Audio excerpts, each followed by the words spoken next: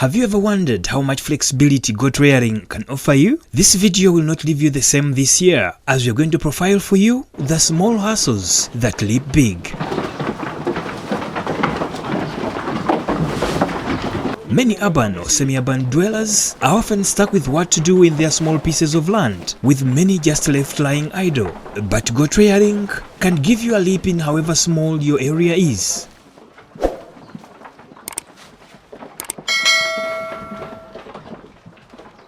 All you will need is a housing structure that will aid an intensive or semi-intensive system. This also is possible with the locally available materials. Feeding goats is another flexible venture, as goats feed on a variety of materials. Banana peelings can do the magic with a little supplementation. These can be collected from anywhere, prepared and feed your goats. Nti yadoli mu kibuga osobola okuyitamba neiba n'ofuna ebiwata ne ziri ebiwata ne zibeerawo.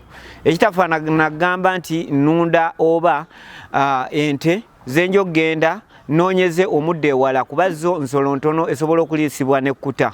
Oba obutafaanagana ganti ngenda kulunda nkoko nga tonnayesobola kuga nti nsobola okulunda enkoko njazigulira emmere ey'okulya. Given the rapid multiplication rate of goats, you can have your number doubling in just a year. Tuyina emmere gye tuwa embuzi nebanga ezimbo mbiri. Bwe mba nkuŋŋaanyiza ebiwata mu baneiba ate era nsobola n'okuba nga zitabulira emmere esobola okuzimba omubiri. Ne zisobola okuba nti bwe zirya ne zikkuta omubiri gwazo gusobola okuba nti zisobola ogenda amangu ku musalo, embuzi yo nesobola okuzaala ati si emirundi 2 mwaka.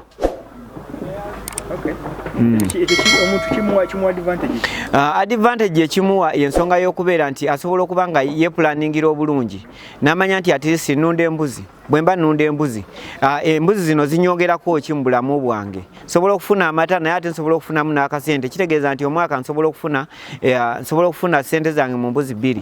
Well, break the ice and do something.